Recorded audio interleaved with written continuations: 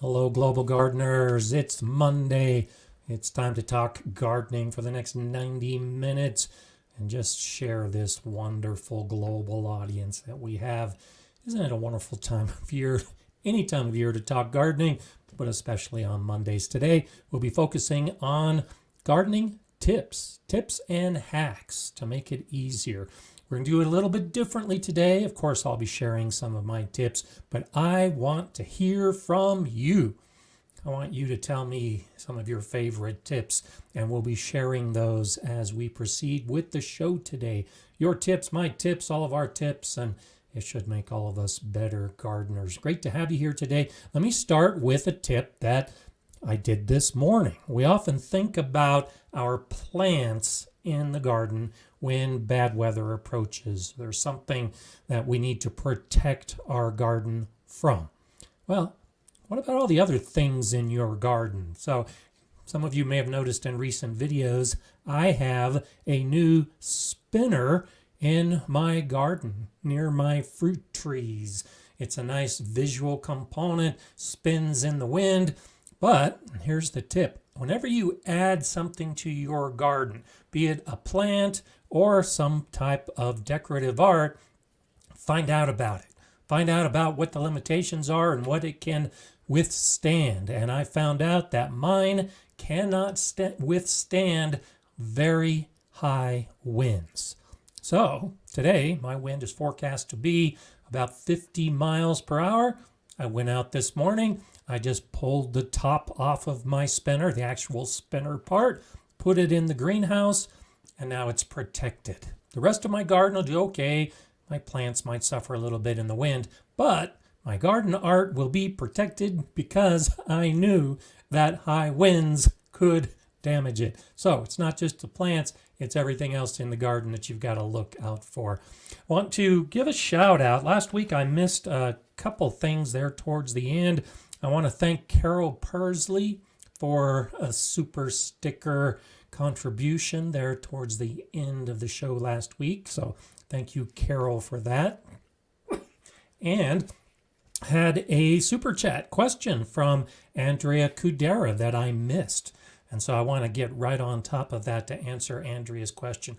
Last week we were talking about doing different things to protect your garden and keep the pests away from the plants. And Andrea was wondering about cayenne pepper or cayenne chili flakes in the garden to deter animals. And does that work?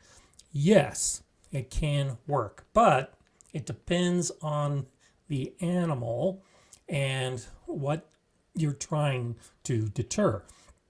If you put cayenne pepper or hot chili powder on your plants, it can deter the animals that would be eating those plants.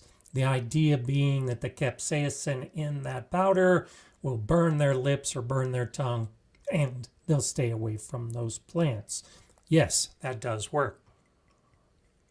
The issue is that you can just spray cayenne powder on your plants. It will blow off and be washed off by rain, so it needs to be reapplied on a regular basis. You can make a spray out of your hot pepper and spray that on the plants.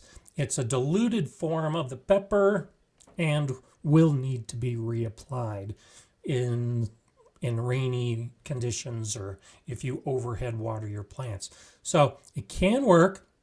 It does need reapplication over time, and it doesn't work for everything. Birds, for instance, are immune to the capsaicin. So if you're trying to keep birds away from eating your vegetables or your fruits and you put red pepper powder on to keep the birds away, it's going to have no effect whatsoever. So understand what you're trying to deter and accept that there might need to be some reapplication, and the cayenne or red pepper flakes can work in your garden. So sorry I didn't answer that last week, but there you go. And I also want to give a shout out to Terry Trefton, who was the winner of the autographed copy of Tony O'Neill's book, Composting Masterclass. I still haven't heard from Terry. So Terry, if you're watching today live or on replay, please contact me at gardenerscott@gardenerscott.com so we can get the copy of the book to you. And I'd hate to have you miss out on that opportunity. So Terry Trafton was the winner of the book. Let us know. So let's see if we have some other tips that have popped up. I want to, as always, say hello to Jay and Heidi, the wonderful moderators we have that keep everything going and keep everything just wonderful on this live stream. They do a wonderful job. Renee's asking, do you amend soil before planting grapes, or is it like fruit trees where improving soil is bad for it? So no, I do not improve my soil. A number of years ago, my wife and I took a trip to France to do wine tours all over the country. It was a 3-week vacation, went to many vineyards, went to one vineyard in particular in the south of France. And that region of France is known for the wines, as is most regions of France, of course. And that vineyard in particular essentially had no soil. The grapes were growing in very rocky conditions. And as I learned in the tour of that vineyard, those roots of those grapevines were going down 20, 30, 40, 50 feet deep to try to find the nutrients that they need. So if you amend a hole when you put your grapevines in, it might benefit the plant in the short run, but those roots are going to grow very deep, and it's really not going to make much difference for you to amend the hole. And like trees, it's typically best for those long roots or wide roots on plants. If they're going to be growing into native soil in their maturity, it just helps them out to start growing in native soil while they're still young. So Renee, no, I do not amend the soil of my grapes.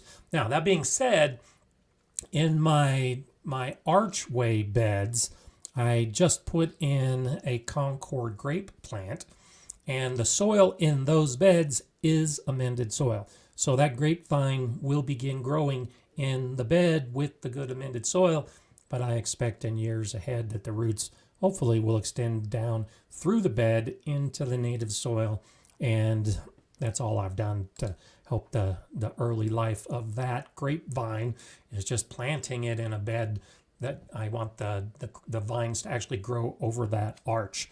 So it's a coincidence that it's growing in good soil, but I didn't do that specifically for the grapevine. Okay, let's see, rolling right along. I want your tips. I want you to tell me what you're doing, how we can improve everything that we want to do in gardening. So throw your tips at me. And PD is saying good morning to me and Heidi and Jay, global gardeners everywhere. It is Memorial Day here in the United States, a day to honor fallen and families, and I'll be talking more about that at the end of the show. Susan Baker, hello to you too from Central Florida. Yvonne Waters, squirrels adjust by eating grass to clean their mouth and eat anyway. And that's a good point. That's one of those things about, back to the idea of spreading the hot pepper. And I've seen that with deer too. It's one of those things that if the animal is hungry enough, it's going to eat a plant even if it's got red pepper on it. And so I know that it can deter deer in the short run, but you need to keep it strong. You need to keep reapplying, because if they're hungry, they're going to go ahead and eat the plant anyway. So Llama just planted Concord grape cuttings yesterday as well. So I've got a couple of other Concord grapes. I've had some really good success with Concord grapes in the past, so I'm hoping to get them established this year. We'll just have to wait and see if that happens. So how I win the lottery, saying I'm going to make a butter container into a trap to catch slugs with beer. And that's actually, so that this is one of those very common tips. This is a good one.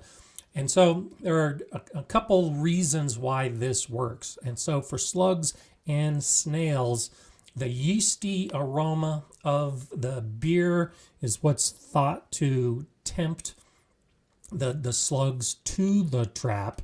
And then there's the actual ingredients of the liquid that entices them. So they crawl up to the edge of a cup and then they fall in and then they drown. So it can be very effective. You do need to bury it in either a butter container, yogurt container, a little tin.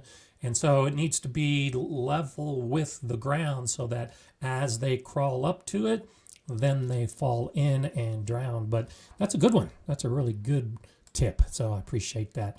I'll enjoy strawberry runners to make new strawberry plants. How do you do it? Are your way. And so another great tip. Strawberries are so easy to propagate. I have a video where I talk about propagating the strawberries. And if you propagate your strawberries, if you take your runners and pot them up, you can move them to other areas of your garden. You can just put a couple in a bed and before long they'll fill the entire bed. Some of the strawberries I have growing, the Quinault variety of strawberries, are literally the same strawberries that I was growing 20 years ago. Because when you take a runner and pot it up or allow it to root someplace else, it's a clone of the mother plant. And so I've been growing these strawberries for 2 decades and just continuing to propagate them, moving them from one house to another, from one garden bed to another. And I haven't bought those type of strawberry plants in 20 years, but I continue to have strawberries 20 years later because of potting up the runners on strawberries. So that's an excellent tip. There are a lot of plants like that. I've got a video coming out tomorrow where I'll be talking about propagating raspberries. Same basic idea. Some of my raspberry plants are about 20 years old because I just propagate them as they pop up with the new canes from the roots. So look for that. And that's one of those kind of things that I think can definitely benefit you. Dan says beer catches more teenagers than slugs, I've found. So it all depends whether you're trying to trap your teenagers or not, but that's a good one. John Jude says, my tip is using YouTube University for our education. Search gardener that soil matches your soil. I have clay-based soil.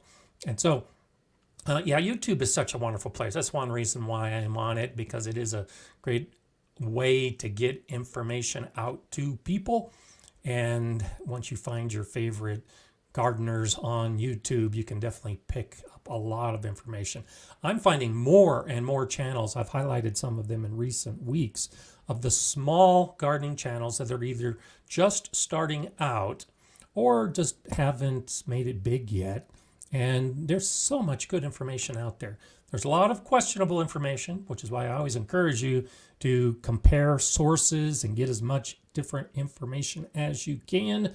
But YouTube is definitely a great way to search for gardening information. And especially when you have like a problem like John with a clay soil, you might be able to find someone that's gardening in that same kind of situation and can definitely help you out along those lines. Eggnog Brownies is saying, not really a tip, but a reminder, prune your herbs to promote growth and bushing out. That is a tip. That's actually a great tip. For many of the leafy plants that we're growing, like the herbs, thyme, basil in particular. Basil is perfect for this. When you harvest your basil, harvest the tip of the basil. And when you look at the plant, and I think I showed this on a video I did a couple years ago. When you look at the plant where the leaves come out, at the very base of the leaf, right next to the stem, you can see the little nodes where new leaves will grow.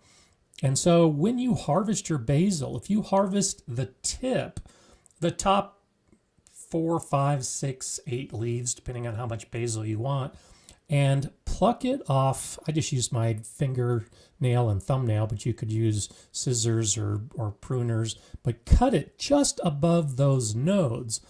those two little tiny leaves will now grow into branches, and your basil plant becomes bushier. And with those two new branches that develop, you can do the same thing. You harvest the tips and two more will come. So this is actually a really great tip for a lot of these type of plants, that you can get a really nice bushy plant by just harvesting the tips and allowing those nodes to grow into new branches. So I do that all the time with my basil, and it gets really nice and bushy and full, and lots more to harvest over the course of the season. So that's a good one.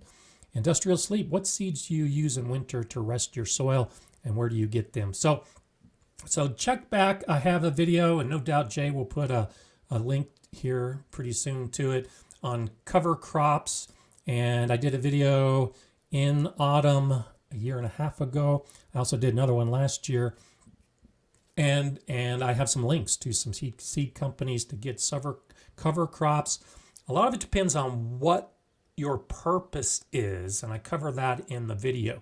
If you're just protecting the soil, if you're trying to improve the soil, if you're growing biomass to put into the compost pile, there's lots of different reasons why you would grow a cover crop. Great idea, something that definitely should be done. The video I did last year actually talk about a number of different plants, and I used a blend. I think it was like 11 different seeds that were mixed together in the cover crop.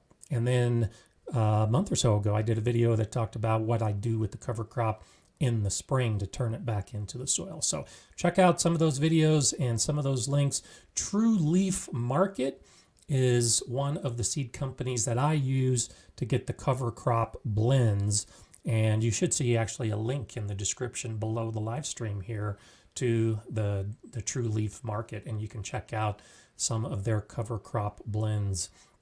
So that's where I get most of mine. Depending on what I'm using, I've gotten them from other places as well. But the True Leaf Market has a nice blend that you can buy that kind of makes it easier. Connie's asking, I have a thornless blackberry in a container. This is the first year of flowering, but the fruit is only making little seeds, not fruit. Help. Okay. So blackberries and even thornless blackberries, and this may be what you're referring to, they'll typically flower in the second year. And so like raspberries, you have floricanes and primicanes. The primicanes grow in the first year. In the second year, they become floricanes, and on the floricane, the flower develops, and that's where the fruit comes from. So if this is the first year of flowering, that tells me that those canes are at least a year old from last year, and they should be flowering this year. But the flower is only producing little seeds and not fruit. It could be a weather issue.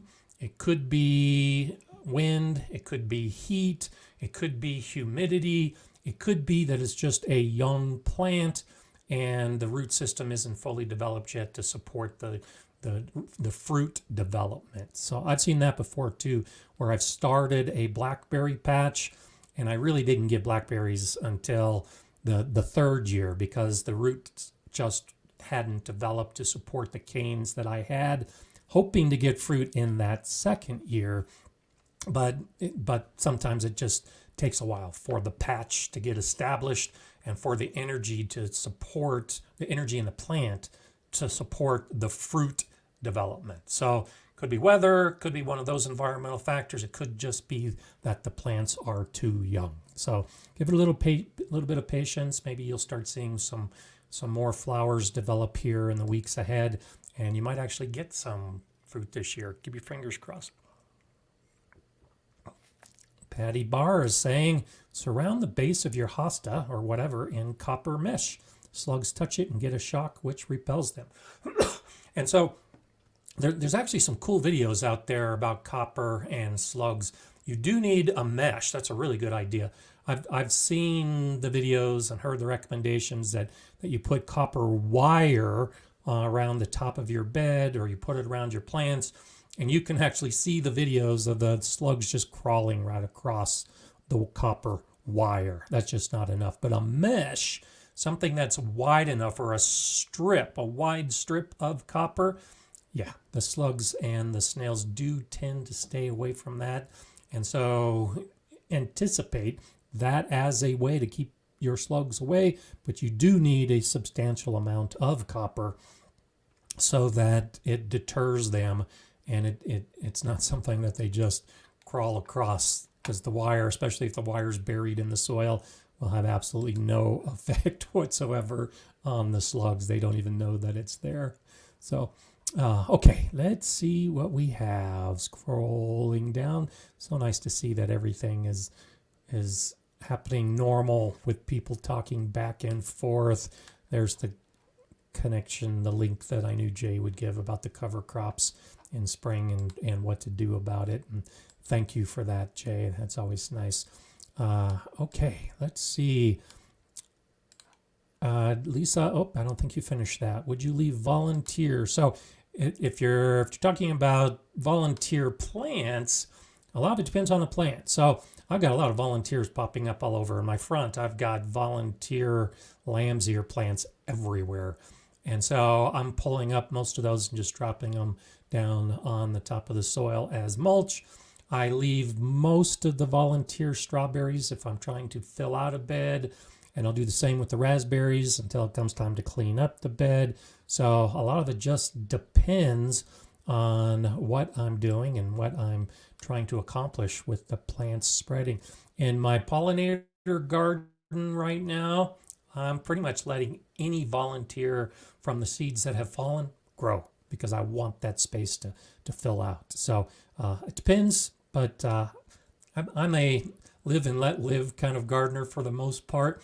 If a seed falls and sprouts, I usually let it grow, unless it's growing in a place that I don't want it to grow, at which point it becomes a weed and I pull it.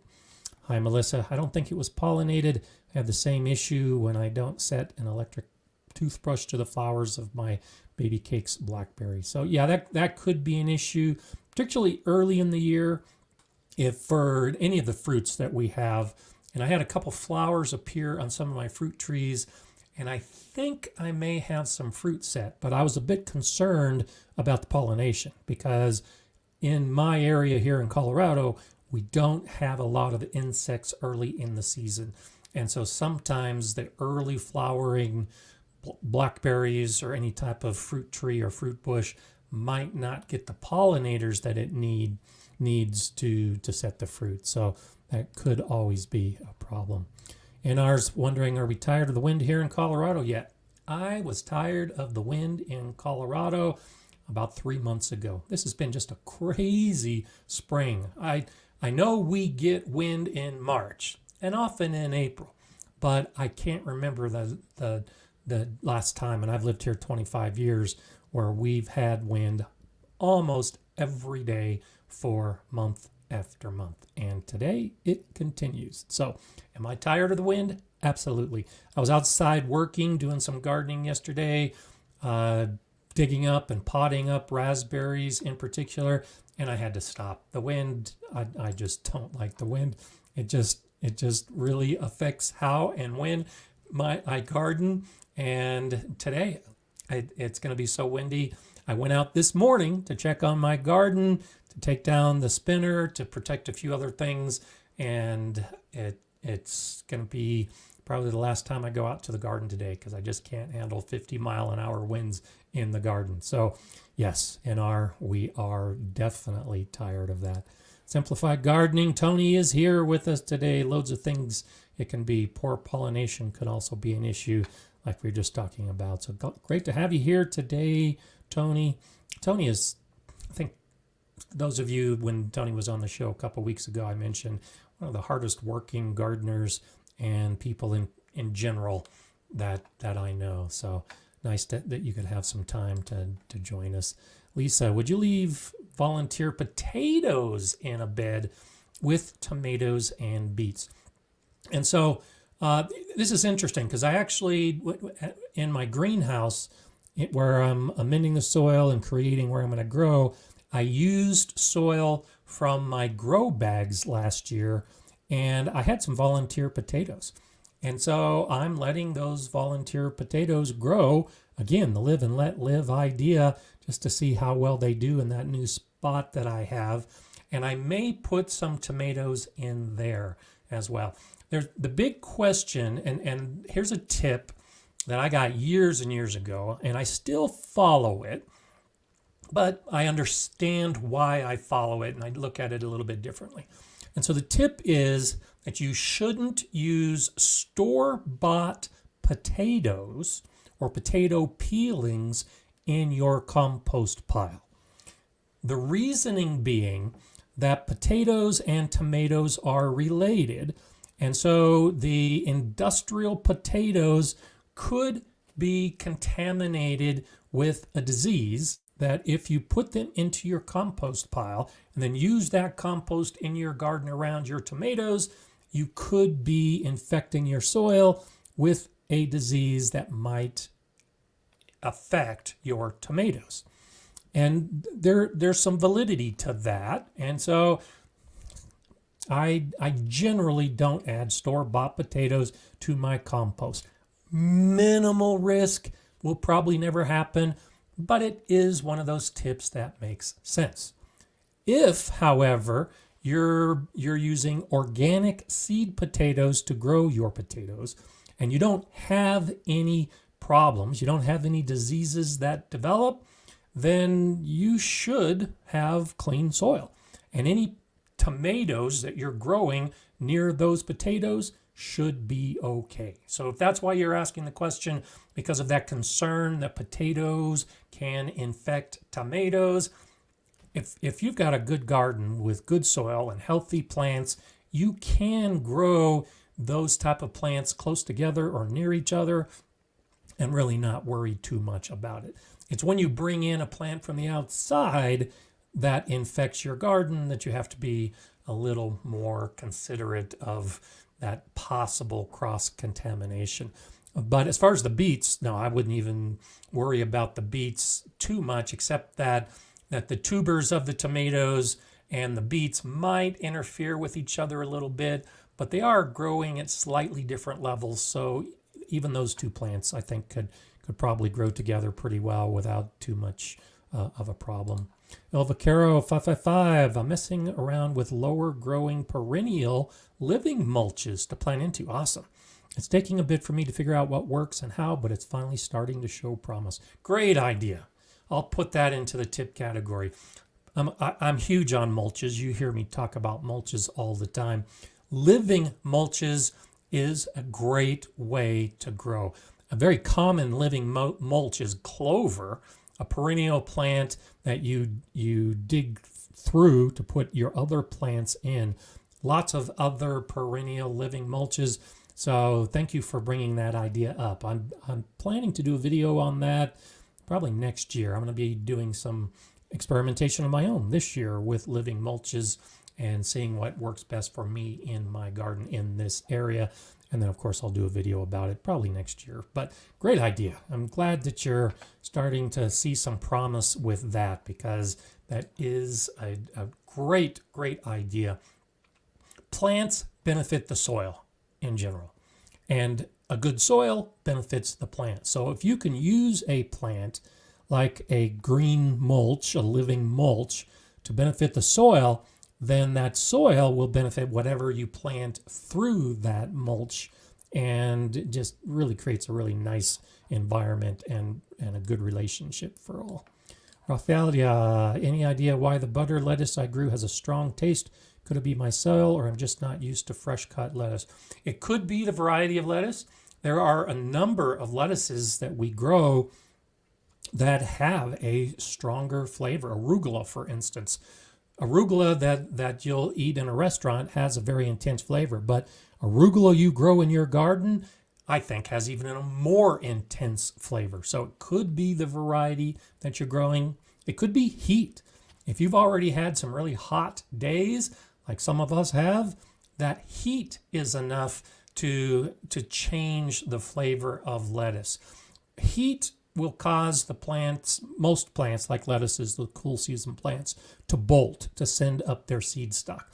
And so when the plant is stressed, usually from heat, could be dry conditions, it could be wind, the plant cycles into that mode of, it's time to send up my flower stock.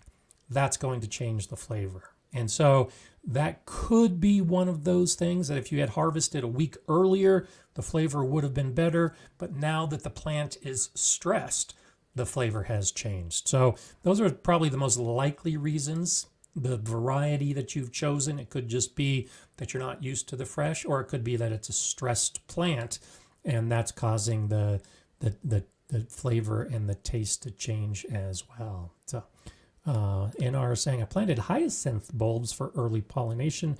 The bees absolutely love them and they smell amazing. Good for you. And here in Colorado, actually, my hyacinth did okay this year. I'm trying to figure out exactly how to work this into a video, but I'm calling this the year without tulips. And so some of the bulbs that I put in for early flowers for the pollinators did okay this year, but with the crazy weather we've had, like the foot of snow a week ago, my tulips didn't flower this year. And they're growing, but they started sending up some flower stalks and that they were frozen off and covered up by the snow. So for me, this is the year without tulips. And I do the same thing as you. I have bulbs for those early flowers for pollination, but sometimes even the best laid plans don't work out as we have anticipated. And so we'll just have to keep our fingers crossed for next year. Catherine's saying, my raspberries had so many flowers this year, but not many fruit. Not sure why there are only a few fruit. And like Tony had mentioned, and like we've been talking about, could be a pollination issue. It could be the lack of pollinators. It could be temperature. Could be weather.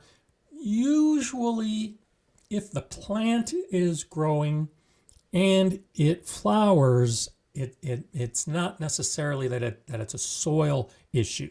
It's usually an environmental issue. And so that's where the garden journals come in really handy. So you can keep track, like this year for me, the year without the tulips.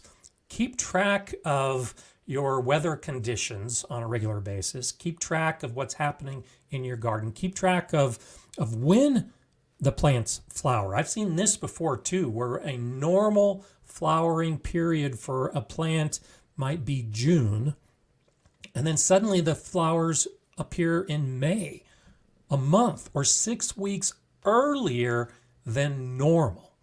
That can be an indication that there's something weird going on. The weather patterns have changed. They fooled the plant, and so now the plant thinks it's a different time of year and starts sending up the flowers.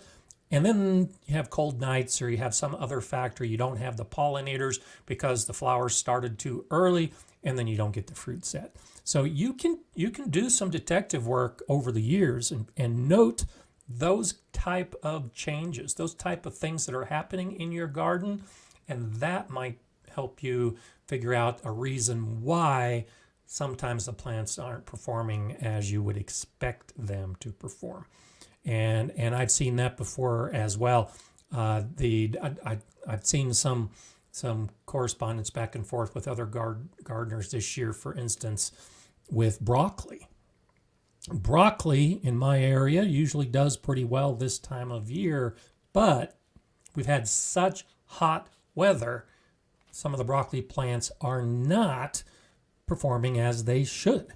They're not sending up the nice broccoli crowns because the plant was stressed by the heat and it just bypassed that completely to go straight to the stalk and the flowers. And so instead of the nice big broccoli crown, it's just little teeny broccoli flowers that are going to seed. And a lot of that is attributed to the weather and the fact that the broccoli is actually flowering earlier than normal because of some of the heat we've had. So that's one of those kind of things to think about. Good tip, Yvonne. Potato plants can break in the wind.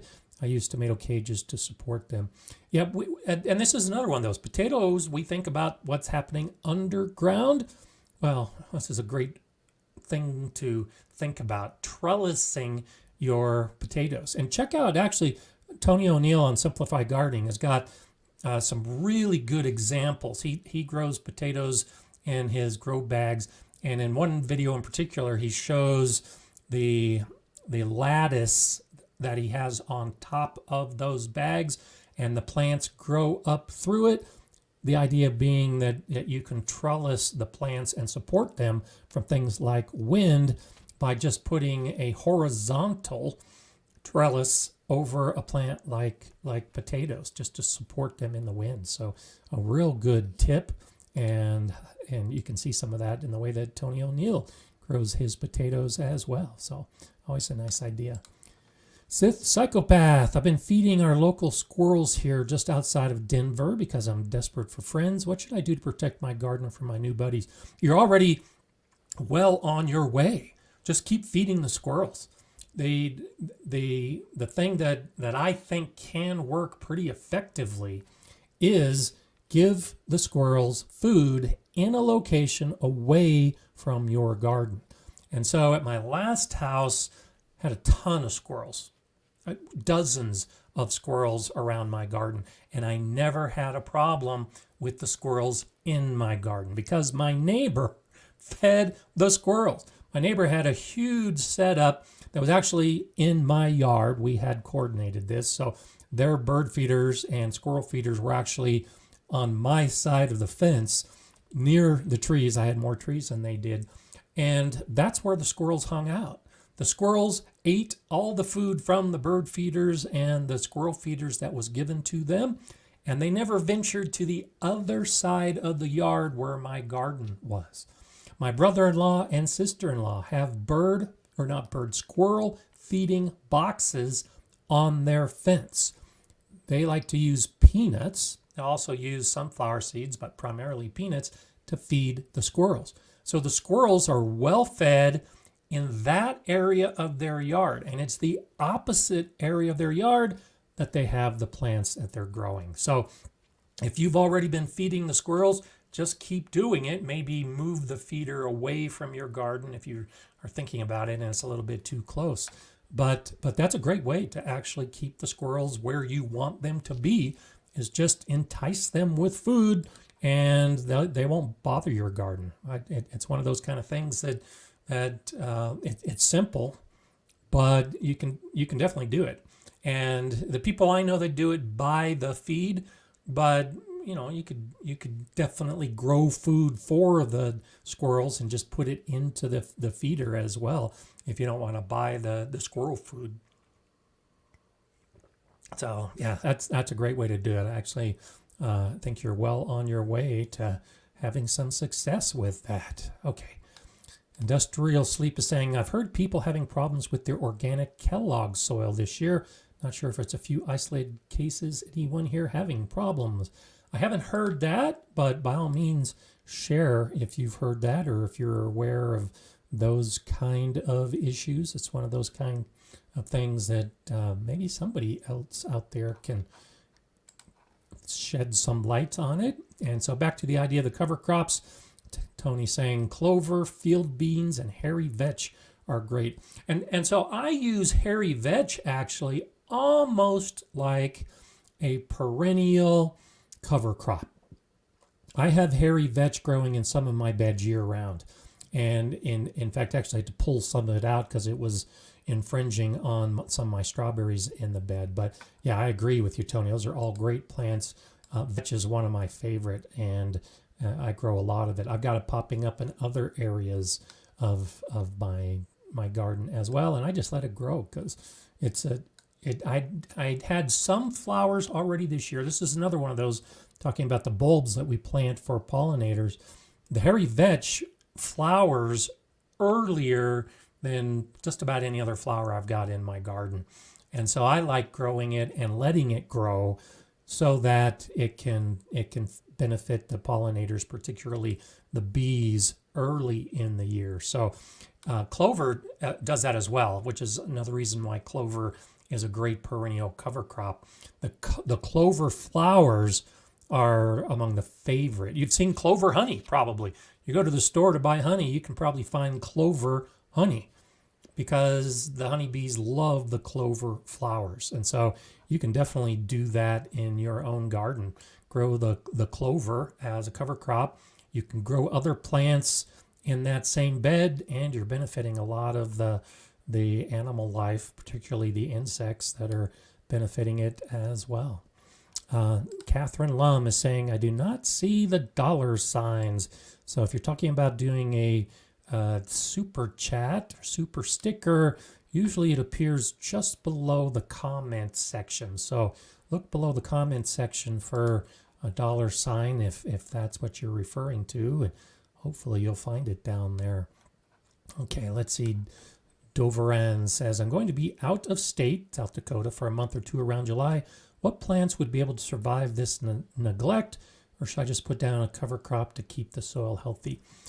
And so plants that can handle neglect, one of my favorites is rhubarb, because I haven't been able to kill rhubarb. I've tried to accidentally, and it just keeps growing. So there are some plants like that that can continue to grow.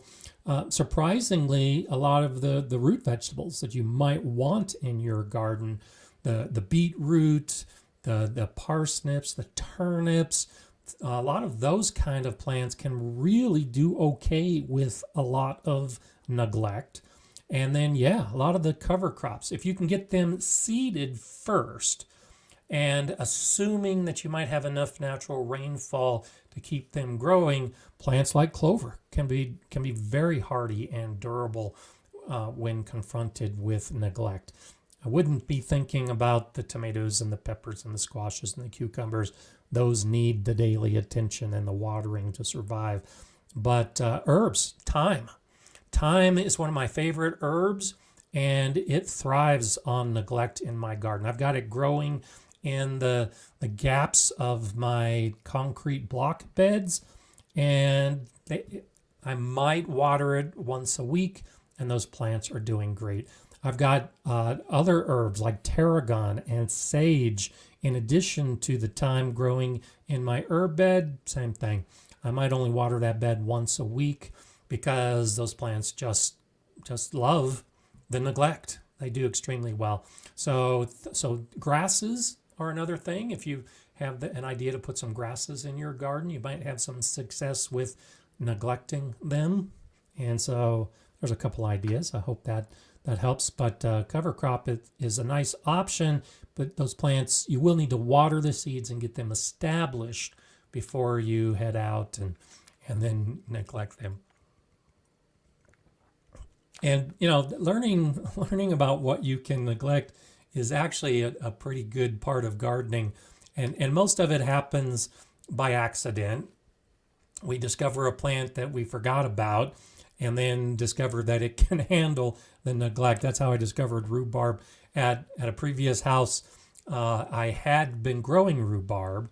I potted up some of the rhubarb from that house to then put into a new house and a new garden. And I had these pots of rhubarb and just didn't get the garden constructed as quickly as I had hoped.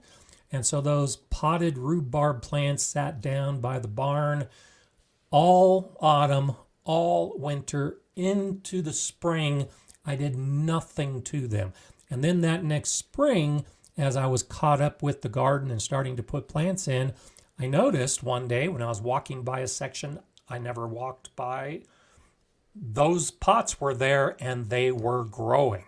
So, of course, they deserved a place in my garden, and I immediately put them into a nice fresh bed. But I did nothing to those rhubarb plants in pots for 6 to 9 months, and they still survived. So great plant.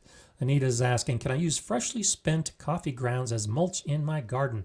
I've been throwing them in the compost heap, but if they would be more beneficial as a mulch straight away, I'd rather do that. And you could do it either way. The nice thing about spent coffee grounds is you don't have any of the acid that you're drinking, and it just becomes organic matter and pretty close to a neutral pH, a little lower than neutral. you can do it in your compost pile to feed the microbes, because the coffee grounds do have some nitrogen components to them. Or yes, you can use them as a mulch. I would mix them with grass or straw or leaves or something else, because by themselves they're really not an effective mulch. But what you're doing is just adding organic matter to the surface of the soil, and that little bit of nitrogen will leach into that top inch or two of soil when you water through the coffee grounds. So I tend to think they're a little better used in the compost pile, but you can definitely spread them on the soil surface without any detrimental activity. So, okay, yeah, DLR 978 says no broccoli florets for us, broccoli seeds instead. There you go. So it might just be a bad year for broccoli. I'm going to be putting some more plants out in my grain stock here in the next couple days. Some broccoli I started indoors, and I'm going to be using some different methods in the shade to see if I can get the broccoli growing during months when it normally wouldn't grow. But I'm expecting not to get a lot of the actual harvest and to see the seeds on the broccoli. We'll have to wait and see what happens with that. So yeah, and I agree with you, DLR 978. Don't fret when something bolts. That's your garden giving you free seeds. And absolutely, I collect those free seeds at every opportunity. Oh, there's Tony commenting on that trellis. I have a video on that next week, an upgrade to that trellis. So awesome. So it's been a few weeks since Tony's had a video, so we'll look for that video next week about the potatoes and the trellis. So glad that we were able to work that out. Industrial Sleeps is asking, can I do a mushroom compost perlite peat moss mix as a raised bed soil? Doing grow bags this year, or do I need another different bird or cow poop type compost as well? So that's actually a mix I tend to use, is mushroom compost, perlite, and peat moss.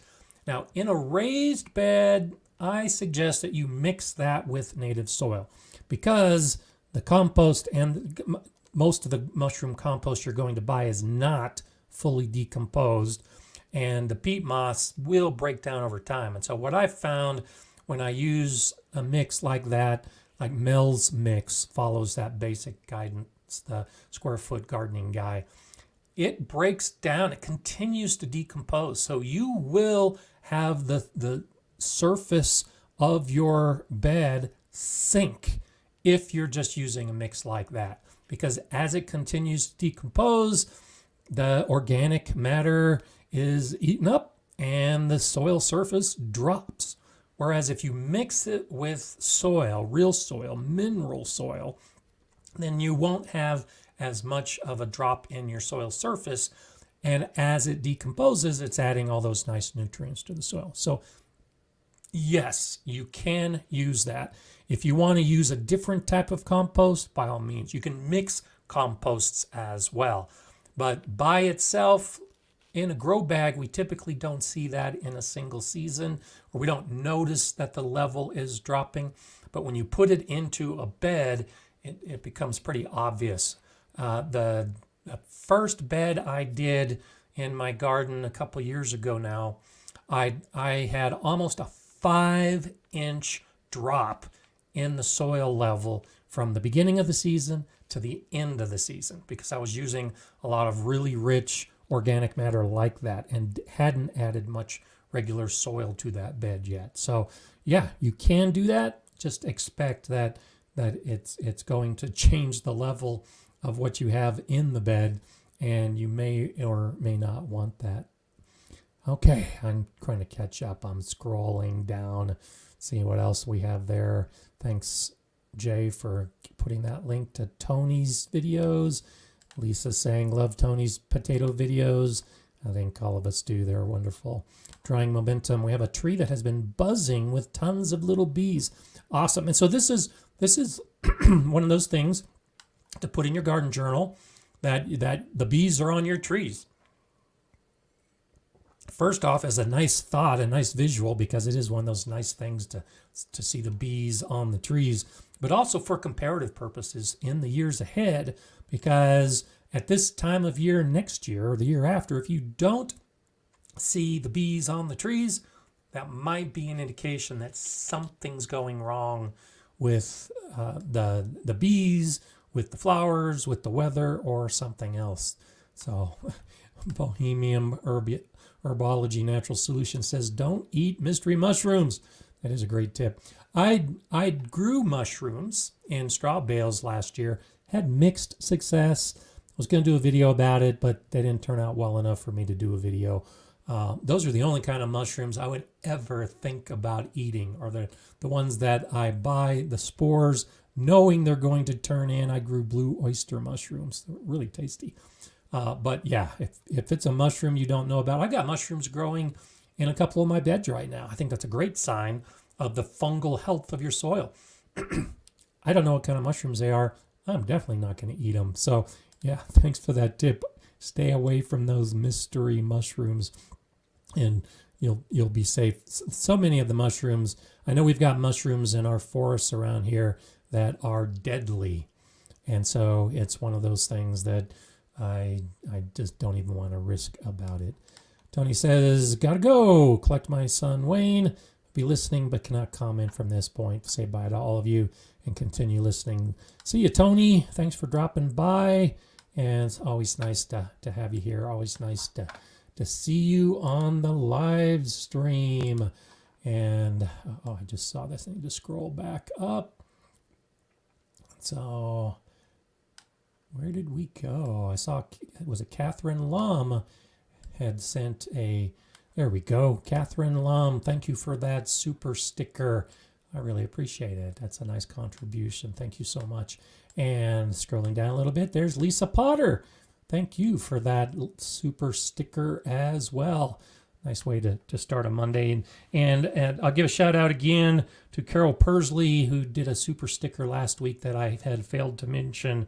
And Andrea Kudera had also then answered that question earlier in the live stream, if you missed it, about the cayenne pepper on the plant. So if you're coming in late, go ahead and scroll back and you can see some of that early on. Frank says, just an observation. I've had a very early type of cucumber, bushy, 45 day. That's accurate, but it can go from tiny gherkin size to orange in a day. Might not try it again. Great tip. And so this also ties in with the garden journal idea. As you're trying new plants, track what's happening with those plants. And so a cucumber, and I showed this last year in my cucumber video, a cucumber will change from a nice green small cucumber that's ready to harvest, and it seems sometimes like overnight, though it usually does take a couple days, it turns orange, which means it's in seed mode, and the whole plant growth cycle changes at that point. Some plants have cucumbers have a very specific way of growing. They'll have their flowers, they'll set their fruit, and then after about 6 weeks usually, the plant starts getting stressed, it gets hot, and then the cucumbers start turning yellow and orange because the seeds are getting ready to mature, and that happens pretty quickly. But early in the season, that's a little unusual for it to happen so fast. So yeah, if you're trying something new like a bushy 45-day cucumber, and you note that change happens earlier than you would like or faster than you would like, you make note of that and you just don't grow that plant next year, or you share it with us so that maybe we will have second thoughts when we want to grow a cucumber and we want one that can handle warm weather and maybe is a little more stable. Okay, the garden journal, I'll be talking more about garden journals in the weeks ahead, because it is one of those things that just really, I think, is important for you to learn in the future about what happened in the past, because so much of what we do is forgotten. Hi, Frank. Nice to see you today. My thyme is flowering, a second-year plant. How does this affect the flavor, and should I harvest? Being a perennial, how does flowering affect that? And so flowering really doesn't affect the plant. It's a perennial. It's going to come back. One of the nice things about thyme is you can actually take those flowers, sprinkle those flowers, and use those as a decorative seasoning. It's actually kind of cool to sprinkle thyme flowers on a salad, for instance. It does affect the flavor of the leaves a little bit, kind of like we were talking about lettuce earlier, where when the plant goes into flower mode, it can affect the flavor. I don't think it's as noticeable in a plant like thyme, but I have noticed that some of the leaves will change. They'll get bigger, and those bigger leaves have less flavor than the younger, smaller leaves of thyme. You can prune the plant, cut off all those flowers, and you'll get more growth through the rest of the season, a lot of new young growth, and that young growth will be fine too. So yeah, that's a typical cycle that I follow with my thyme plant.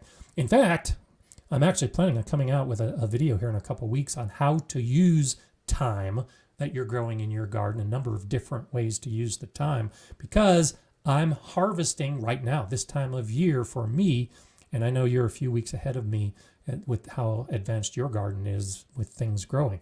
But I use thyme at this time of year, and then just kind of let it alone, let it go to flower, then I'll prune off those flowers, and then I'll do another harvest sometime in fall, because that growth that appears, like we were talking about earlier with the herbs and the basil, by cutting off the tips of the flowering tips of your thyme, it's going to promote a bushier plant and more growth. And then I have usually a second big harvest, and those are the ones that I dry. So early in the year, I'm using fresh thyme in a number of different ways. And then later in the year, I'm harvesting the thyme to hang and dry so that I have dried thyme through the winter for all of my cooking needs. So check that out, Frank. Maybe give you a couple ideas of how you can approach it. But yeah, I would harvest some of it now and not worry too much about the plant. I think it'll be fine and continue to grow for many years to come. I just love the thyme. And so a couple of plants I've got, I put in 2.5 years ago now. And they're up and growing and big and bushy, and I look forward to many more years of that time. So we'll see. Okay, so Jay's saying from Chris Lucas, what is that under your pots in the background? Is that just weed mat that is set down? So yeah, let's go ahead and talk about that. This background today comes from David Sinclair. David actually sent me a couple different pictures. One that I really liked, but it didn't work well for the background, is very similar to the garden area that I constructed, the square of metal beds. And so David had done the same thing, looks awesome, used some of the same kind of metal beds that I have. And I wanted to use that in the background, but it didn't work out. So for those of you who send me photos to use, please send me a landscape format, and that way it'll show up in the background. If it's a vertical format like this picture today, it crops it when I load it as a background, and sometimes it doesn't turn out. So this picture, instead, I wanted to show what he's doing in his garden, to show that even though one area of his garden is these beautiful metal raised beds, you can also have other areas of your garden growing in containers. And so this is beautiful. Look at all these grow bags. Look at all these buckets. Look at all these ways to grow a garden. And it's, call it a non-traditional garden. We tend to think of garden beds as being in the ground or raised beds, but container gardening is definitely a way to do it. And I think this is one of the most amazing container gardens I've seen laid out. But yes, to answer your question, this is one of those heavy duty weed fabrics. And so I actually have this underneath the rocks. I didn't put it in, came with the house. But this is a very thick, I'm guessing it's probably 10 or 12 mil. It's a woven plastic material, and it is often used as an underlayment in the landscape underneath bark mulch or rock to keep plants from growing through whatever that mulch happens to be. It can be used like this in an area to kill all the plants underneath it. I'm not sure of the intent, but this whole area can now, this fabric could be torn up next year, rolled up, because it's almost indestructible. You can reuse it over and over again. But if you're trying to set up a garden area and kill all the weeds in that area, especially if you have pernicious weeds, this can actually be a way to do it. You lay down a weed fabric like this over an area. You can still grow in that area using containers like David's doing in this picture. And then next year or the year later, go ahead and move the containers to another area, roll up the fabric, and now this whole space has nothing growing in it, and all those weeds will have been killed. Throw in some amendment, make some rows, put in some beds, and you have a garden area without having to worry about the grass or the weeds growing. So not sure if that's the intent. It's also a really nice clean way to garden, so you don't have to worry about weeding your pathways and contending with that as well. And this is also a method that can be used. You can dig holes or cut holes in this fabric and use it as a mulch and plant through it into the soil below. So it's the indicator is this kind of light blue-green stripe that runs across it. That's what tells me that it's the industrial strength weed fabric. And I haven't, I'm trying to remember if I've seen it for sale in garden centers, and I really haven't. This is one of those things that typically you'll need to know somebody in the landscape industry. You might be able to find a site online because it is thick and it is durable and it lasts a long time. But look at how wonderful all these plants look and all of the different containers that David is using. So that's why I wanted to use this as a background today, just to give you an idea. I grew in about a dozen grow bags last year and a handful of buckets, and I had them spread throughout my garden next to my raised beds and in other sections as well. But I think laying out a garden as a container garden can be a great idea. And I think this is actually a beautiful garden with everything growing and everything laid out this way. So thank you, David, for sending me this picture and allowing me to share it.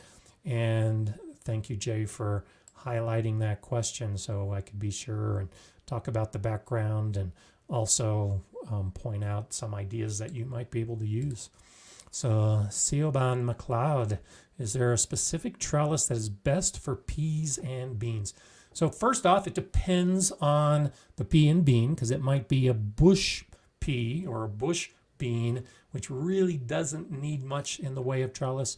And so for those smaller plants, I tend to grow them in a block, and each plant supports the next plant. So I really don't use trellises for those peas and beans that are only going to grow 12 or 18 inches tall. But beyond that, it depends on how that vine is going to grow. There are some bean vines that'll grow 6 or 8 or 10 feet long if you've got the space for them. So the trellis needs to match the plant. And as I've shown in some of my videos in that bed area where I was talking about the metal beds, I have metal welded wire fencing around those beds that are attached to 4x4 posts with the intent to be able to grow peas and beans up that trellis. So a simple wire fencing connected to posts can work really well. You can actually just string twine between posts and allow the vine to grow up through the twine.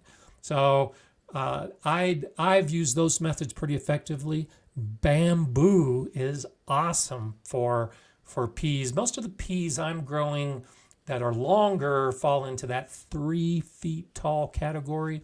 And for those, I'll use 3 or 4 foot bamboo teepees, where you take 3 or 4 bamboo and tie them together at the top and put that over the plant, and then allow the plant to grow up the bamboo. That can be pretty well. You can get longer bamboo posts for longer plants that need a taller trellis. Those are options as well. I've also just used branches from trees. Same basic idea, where you string them together at the top and just make a simple trellis over the plants and allow the plants to grow up the branches, old branches of trees. So match the trellis to the height of the plant for the best trellis, I think, and that'll give you the best success with it. So all kinds of different trellises are good. I wouldn't necessarily say one is best, because it depends on the plant, it depends on what you have, and it depends on how much effort you want to put into it. Elva Caro is saying, I was told by a guy who grows commercial mushrooms to stay away from commercial mushroom compost. Most of it's pasteurized, and they spray tons of biocides on the stuff. And so I've heard that too. There's actually a couple different types of mushroom compost. And so when you look at the ingredients, so there are some commercial bags that are sold as mushroom compost. And when you read the bag, what you find out is it's a blend usually of compost and peat moss. Maybe usually it has some bark and woody material in it. And it is sold as mushroom compost, but the description says something along the lines of, this is the type of compost that is used in mushroom farming. And so that's the type of mushroom compost I tend to use. The kind that has the material and the compost in it already that's similar to what would be used in compost. And I'll spread that on top of my soil more as a mulch than as a soil amendment, because it's got those little wood chunks in it. And so right before I get to plant, I'm usually spreading mushroom compost on my soil surface so that those little chunky bits of wood and bark act as mulch for my plants. Then you have actual mushroom compost, the compost that was used for growing mushrooms that is then resold to gardeners. And yes, I have heard that some of that, first off, it is pasteurized, so it's killing all the nice beneficial microbes and fungi that was in the compost, which makes it beneficial in the first place. And depending on how they grow the mushrooms, there could be some chemicals and biocides in it as well. So that is a good point, but do read the bag to decide or determine which type of mushroom compost it is, and that may give you a good indication of if it's best for you. Coastal Gardens Northwest harvested 2 buckets of early potatoes, 3.5 kilos from them both. That's awesome. And so early potatoes, I talked about this in my potato growing video, I think from last year. As soon as you get the flowers appearing on your potatoes, they're sending their tubers out. And that can be a good indicator of when to harvest some early potatoes. And yeah, you can get some great harvest of early potatoes if you get the timing right. So good for you. Glad to hear that. That's one of those things that I've got some potatoes I'll be growing, still waiting for the weather to improve. We'll see how this week turns out. Ivan Langley from the Texas Panhandle, winds of 30, gusts to 50. Yeah, that's what we're having today. Weather's changing. How to garden in the wind and extreme heat? And so, great question. The wind, if you can grow plants to block the wind, or if you can use your garden beds to block the wind, that can help.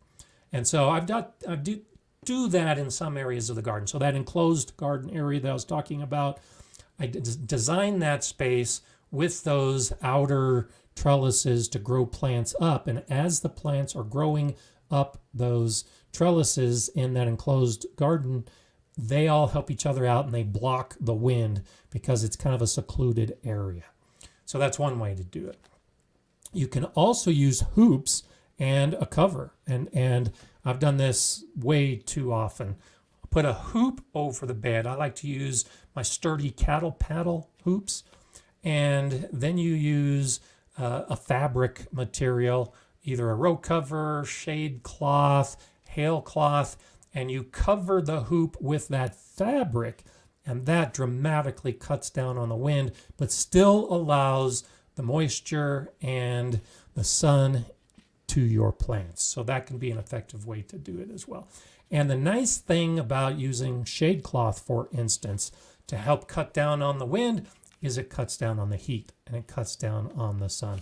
Even hail cloth will cut down on the sun and the heat, as will that row fabric material. So within each individual bed, the hoops and a cover of some type can play double duty, protecting the plant from the wind and protecting it from the sun.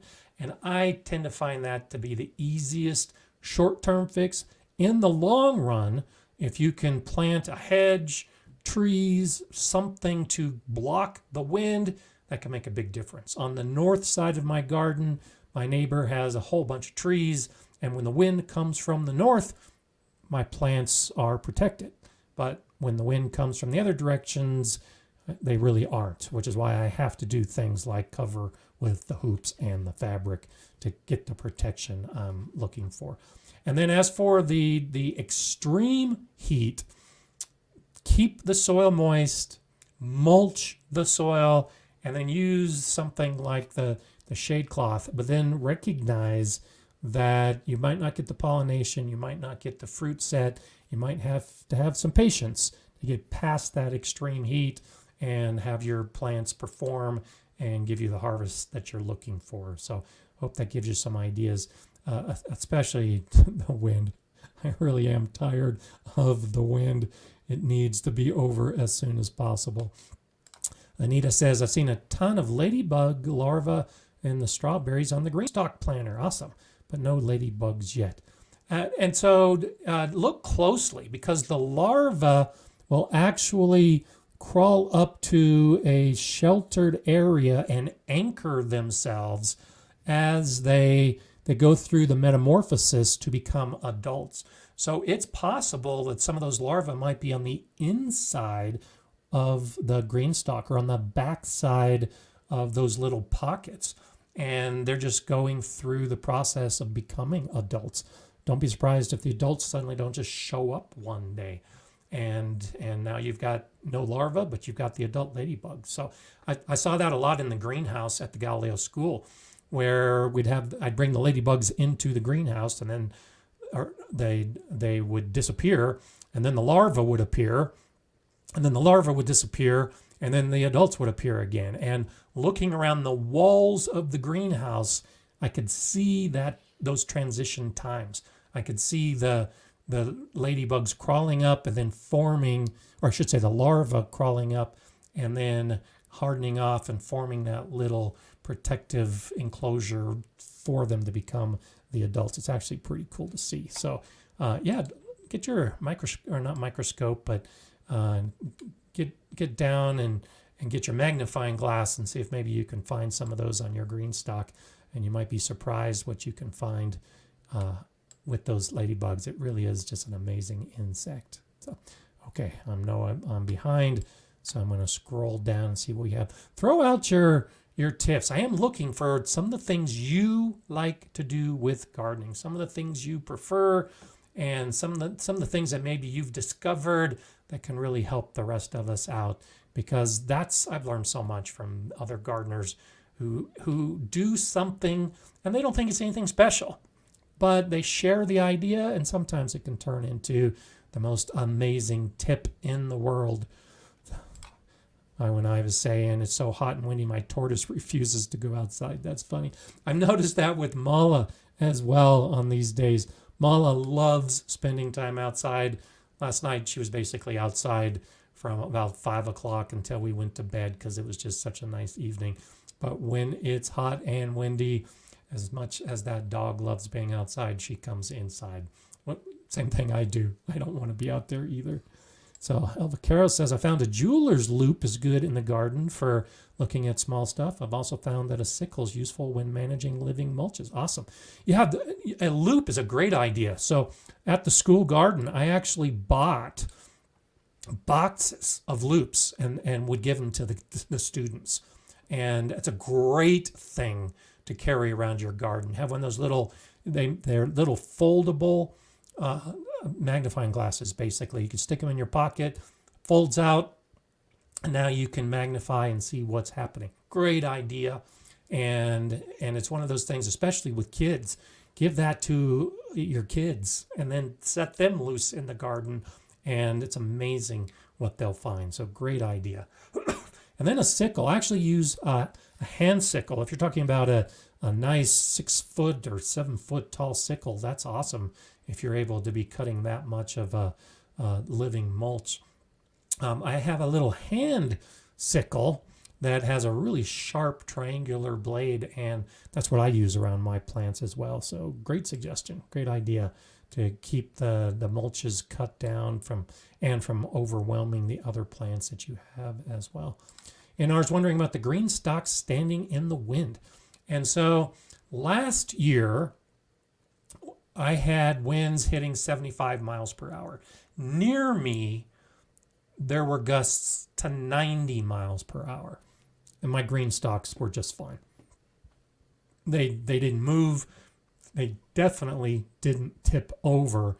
They're extremely stable. And so there's enough weight in the green stalk, and most of it is low. So it actually has a pretty low center of gravity.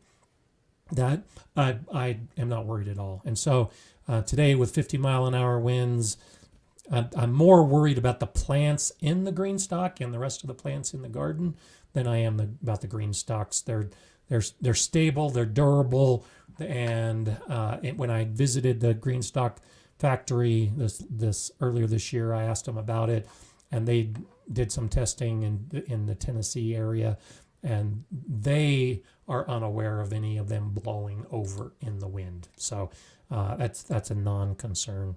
Sarah says, I'm in London. Where is this teacher based, as I'm hearing hot and windy, and that's not here? So I'm in Colorado in the U.S., in the Rocky Mountains. And so I'm at 7,500 foot elevation. And this is partly because of the Rocky Mountains and the airflow across the United States. When it hits the mountains and it's coming from a particular either northerly or westerly direction, we tend to have very high winds. And today is one of those days where the weather patterns are converging. We have a low pressure system coming in from Canada, and we have a high pressure system that's over the southern area around Arizona and New Mexico. And we've got the Rocky Mountains that are funneling those two systems, which creates very high winds. That system that's coming in from Canada, hopefully is going to bring some rain tomorrow. I saw that some of you are encountering in South Dakota, for instance, rain from that system. Let's keep our fingers crossed and hope that I actually get some of that, because we just haven't had the moisture level that we want. So, okay, let's see. I need to scroll over here for a minute and see what else we have popping up. I want to make sure that I don't miss anything as we start getting to the end of the show today. It's one of those things. Thank you, Jay. That's what I was going to do, is go over and delete some of those messages. So I appreciate you being on top of it and taking care of everything that needs to be taken care of. Outstanding work. So Urban Chicken Mama, my new tip is to plant trap plants for bugs to deter the pests from your plants. I'm trying sunflowers in my tomato beds. Great idea.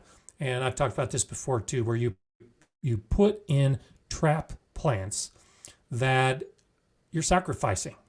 You want the pests to find those plants so that you can save other plants. Sunflowers can actually be pretty good for that. One of the nice things about sunflowers is they attract an incredible amount of beneficial insects as well. And so I've noticed in recent years on my sunflowers, predatory wasps are attracted to the sunflowers and the pests on those sunflowers. So great plant to attract the beneficials, not only as a trap plant, but just to bring in the good bugs as well. So good for you. I think that's something nice to try and experiment with, and that's definitely something that I think needs to be in everybody's garden. So Delta Johnson, can you say how much NPK, nitrogen, phosphorus, potassium to give at the beginning, middle, and end of the growing season? So first off, I believe in developing your soil so that you don't need to use fertilizers. And so I use very little fertilizer because in fall, in the autumn, I'm adding a lot of organic matter to my soil. And then in the spring, I'm often adding a boost of compost. And then through the season, I'm using organic mulches, often like that mushroom compost, and keeping my soil healthy with lots of nutrients from the organic matter. So I don't use NPK at the beginning or the middle or the end of my season. Instead, I'm focused on feeding my soil with organic matter, and then my plants will grow good as a result of that. So that's how I approach it. Now, if you know your soil is deficient in the nutrients, then you can start looking at fertilizer. And too often we just fertilize at the beginning and the middle and the end of the season, and our soil is not deficient in it, and now we end up over fertilizing our plants. So if you know your soil is deficient, then as to how much, well, read the directions on the bag or the box of the fertilizer, because it usually gives an indication of half a cup for 10 square feet, or it depends on how strong the fertilizer it is, and it depends on whether it's a slow release or a quick release. You have to read the directions to get a specific application rate, and then only if you know that you're deficient in those particular nutrients. If you have bad soil and you recognize at different points of the season that your plants aren't doing well, then yes, you can do a boost per the package instructions, either a top dressing where you're spreading it on the surface and then mixing it in, or a water soluble fertilizer that you can water into the soil to feed the soil and then the plants. But so many, particularly the synthetic fertilizers, can really screw up the soil life. That's another reason I don't like to use synthetic fertilizers, because it can kill the microbes that I'm trying to grow to feed on those organic materials that will then release the nutrients to the plant. So it's a lot of how you garden that will determine how much you use and whether your plants even need it. I caution against just start, middle, end of season with fertilizer, because your soil could be overwhelmed. And I see that problem a lot at the end of the season when people are asking, why didn't I get any tomatoes? Why didn't I have the fruit that I wanted? It could be that you just had too much nitrogen. Too much nitrogen fertilizer at the beginning, in the middle, and the end of the season going to give you nice, big, bushy green plants, and then the fruit won't set on the tomatoes or the cucumbers or whatever kind of fruit you're trying to grow, because you had an overabundance of nitrogen and you don't get the harvest that you're looking for. So be careful about just blindly using fertilizers at different time. Instead, do a soil test to determine if it's even necessary. So, and Bud says it exactly right. Feed your soil, not your plants, and it does pay in the long term. I do use fertilizers in brand new beds when I'm using a lot of organic matter and I want to plant in just a couple months. I will add a nitrogen fertilizer, because as the organic matter decomposes, it needs nitrogen as part of that decomposition process. So if it's a fresh bed with fresh material, I'll occasionally use a fertilizer just to help boost the nitrogen levels for that decomposition. But Bud's is exactly right. In the long run, you may not even need it at all. And it can actually get to the point. One of the channels that I've loved for years, he stopped making videos a few years ago, 1 Yard Revolution. And he actually shows, or he had one of his videos, he was doing a lot of amending with compost every single year, often twice a year. And in the 5th year, his plants did terribly. He did a soil analysis and found out that he had too much in the way of nutrients in that soil just from adding compost. Wasn't using any fertilizer, just using organic matter. And the soil actually became too rich with too many nutrients. So even when you practice organic gardening with those organic materials, you can still overdo it, which is yet another reason to stay away from adding fertilizers if you don't know that you need the fertilizers. So in the beginning, I had mentioned, oh, looks like Tony's back. Patrick's channel was awesome. There you go. Yeah, that was the 1 Yard Revolution channel. So I'm glad you know that channel as well, Tony. I'm glad to see you back. So in the beginning, I mentioned that this was Memorial Day. It is Memorial Day here in the United States.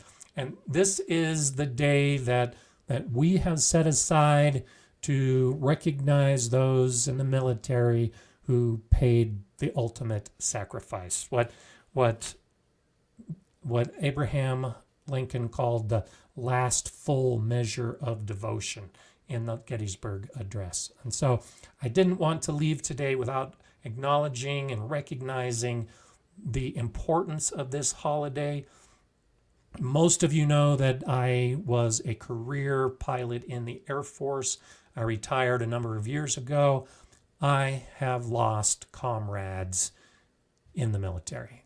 And so this is one of those days for many of us as a reflective opportunity to remember some of those who we lost. But as we think about gardening, and as you think about how you choose to garden, I think a day like today, like Memorial Day, is one of those opportunities to see how you can use gardening to remember those who have been lost, but maybe to also deal with some of that pain and with some of those issues. So twice in my career, late in my career, I was involved with airplane crashes. There was one day I was flying, I was in the pattern, I was doing practice landings, and as I took off with another pilot, the control tower asked me to fly pretty close by where there was smoke coming from the ground and to tell them what I saw. And what I saw was a plane crash. The plane in front of me had crashed. And I was the one that identified the crash, stayed on scene to let them know what was happening with the fire coverage. And that was a tough moment. I'm flying an airplane and I knew who that was. I knew who was flying in front of me, and they had crashed and they died. And that was a very sobering moment. It is something I still remember today, of course. Towards the end of my career, I went to take off and I was delayed. Sitting there waiting to take off, and it was unusual because normally we would roll up to the runway and we'd take off. And I looked around and I saw that same type of smoke coming from the trees. So I contacted the tower. On that day, I was actually the guy in charge. They were looking for me because we had a plane crash. Taxied back, got out. The rest of the day, I dealt with that issue. So when I retired from the Air Force, like many in the military who have those kind of memories, I wanted the rest of my life, the end of my life, to have peace and solace and calm. And I found gardening. And gardening for me was a great way to find in nature, outside, with my hands in the soil, that calming influence in my soul that I really needed from a career in the military. And I've had many, many people over the years, some of you even, who have shared with me your stories of how gardening helped you overcome some of those stresses. Not all of them related to the military, but stresses in your life. Those things that were so hard to handle, you needed an outlet. And gardening was that outlet for you. And gardening is that outlet for me. And so not only did I discover gardening because of those losses of the comrades that I've had in years past, but I also use the garden as a place for remembrance. And so in my garden, in a couple different areas, I have places I can sit. I have plants that I can observe. And those are my places to go to have silence and those moments of solitude to remember those who gave the last full measure of devotion. So on this Memorial Day, I pose that to you. Maybe in your garden, if you don't already have it, set up a place like that, a place that you can go to remember whatever it is you want to remember those who gave their lives like we recognize here on Memorial Day in the United States, maybe to remember family members or friends. Have a space in your garden that's special, a place that maybe only you know about. I don't tell others about it. This isn't something I put a big sign and I advertise. It's just a place that I know. It's a place for me as I move through this gardening journal, a place that I can sit and I can think about those terrible days not that long ago that really led me into this gardening journey for the rest of my life. And you may have a similar story. You may have had something that led you to gardening that was a moment that you don't want to forget. Maybe you do want to remember. But think about how you can use your garden to heal yourself and how you can set up areas in your garden as healing locations. I have them. I hope you have them. And on this Memorial Day, do remember those who are no longer with us. And this is more than just a Monday holiday. It really is a special day of remembrance, and we shouldn't lose sight of that. So, build something in your garden. Make it special for you in those moments that you need that little bit of peace and solitude. I'm Gardener Scott. Enjoy gardening.